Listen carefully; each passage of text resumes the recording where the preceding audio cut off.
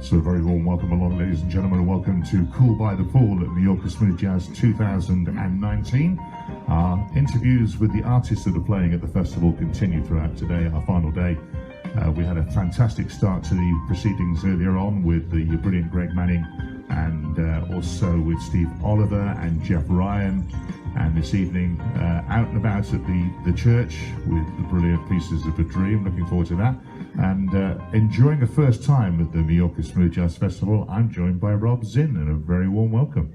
Hey Richard, it's great to be here. My first time in Mallorca, and I've had such an amazing time performing and just meeting everyone. It's been terrific. Now, the trumpet side of things, it's quite a smallish pool. If you compare in the world of smooth jazz, if you can compare to like the saxophones and the guitars, there are less trumpet players. Do you have a sort of idols, and are you basing yourself on where you want to go with the trumpet? Yeah, it's a good question. Years ago, I've always been a big fan of smooth jazz music, so I used to do a lot of listening to Rick Braun and Boney James stuff, and play along with his albums, and just kind of think, after a while I thought, I wonder if I can do this. So a couple of years ago I decided to try writing for the very first time, and I'm not a music major, so I struggled, but I knew I could hear music in my mind, and it was in my heart, and I said, let me just try to put this on paper and see what happens. And that resulted in my very first album 2 years ago called Yesterday Again. So yeah, Rick's definitely been a big inspiration. And you mentioned the fact that you love the smooth jazz genre, but that's not not where you come from, is it? Because you played music in all sorts of bands. You've got a background in big band. I did. When I was a kid, I played with local big bands, and that's great. 3 trumpets and 5 saxes and all that, reading charts, and just the heyday of music of the 30s, 40s, and 50s. Great stuff. Duke Ellington, all those types of things. So that was gave me a great experience, learning how to interact with other musicians at that time. Richard, I've done all kinds of music. I played in a ska band, an original ska band. Wow. I had a couple albums out. I've done original funk band, I believe, as well. Funk bands, yeah, a lot of funk bands. Opened up for like, oh my gosh, Kool and the Gang and Average White Band and Tower of Power have opened up for those guys and bands I played in. I played in dance party bands, all kinds of stuff, but and regular big band jazz bands as well. But I love this journey I'm on right now. This is really great music. It just makes people feel good. And a lot of us talking about, love and just feeling good in unity and all that. And I feel this music really represents that, and I'm really excited to be part of that. I think it's a musical family. It's really important. I'm excited to be part of it now. Now, you were talking about the writing. How difficult is it to cross over, from your point of view, from working, in these big bands and working on the jobbing bands to becoming a solo artist that's headlining? Well, I think you need a little help.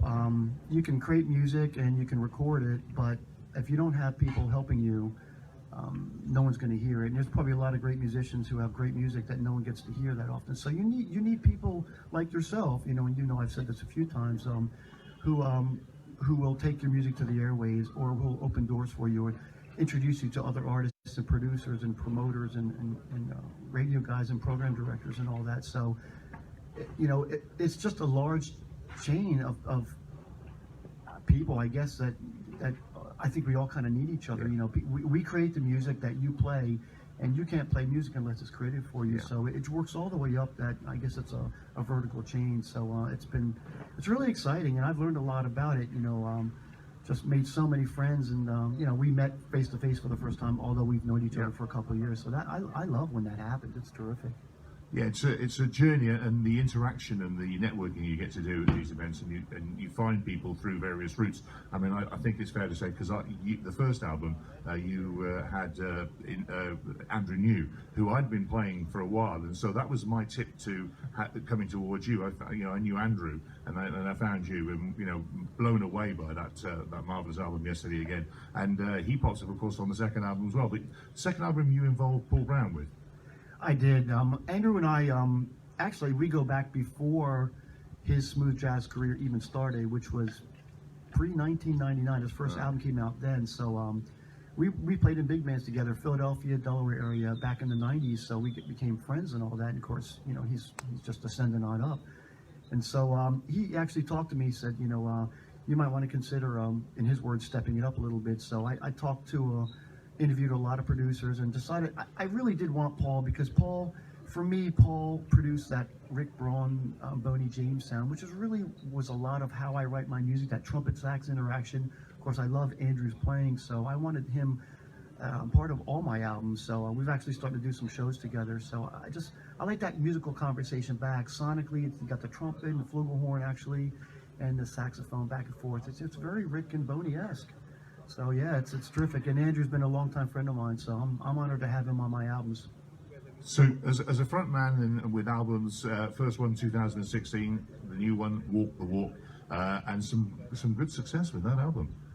Yeah, you never know when you put it out there to the universe and just kind of see what happens. You know, and I have my favorites on the album, but it's not necessarily what other people like.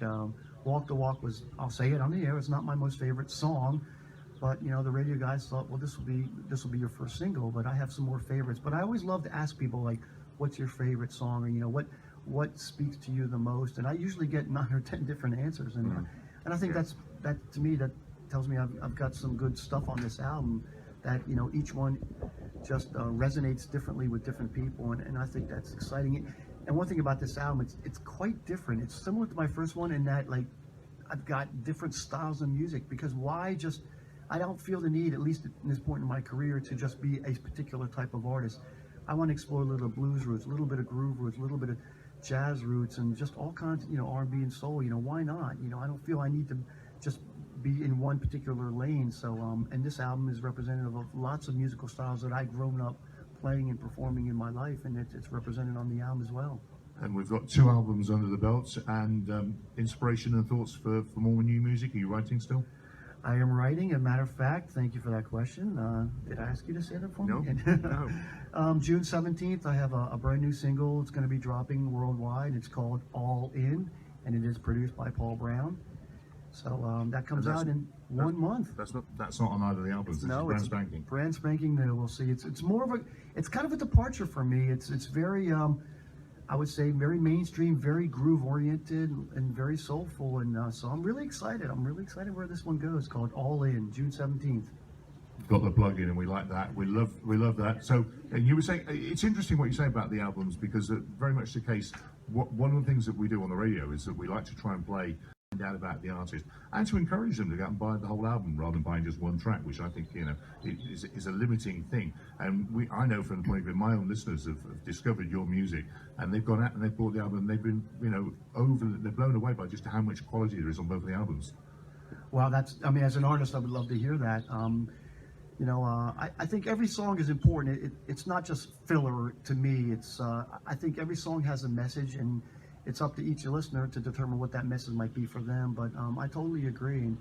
And I've gotten, people have said to me like, oh, it's one of those albums you don't have to skip tracks, and it makes me feel good, you know, that people are enjoying everything. I even have an EDM type song on my first album, which is, you know, not jazz at all, but it's just very upbeat and spiritual and has some harmonics, harmonies and vocals and all that. So it's a little everything. So I'm tickled pink when people enjoy it. That's great. Well, we're glad you enjoyed your time. It's been fantastic having you in Europe, and fantastic having you at the Mallorca Jazz Festival. And we know that the people that have been here have had a great time watching your shows, and we hope that you get you back at another festival in Europe real soon.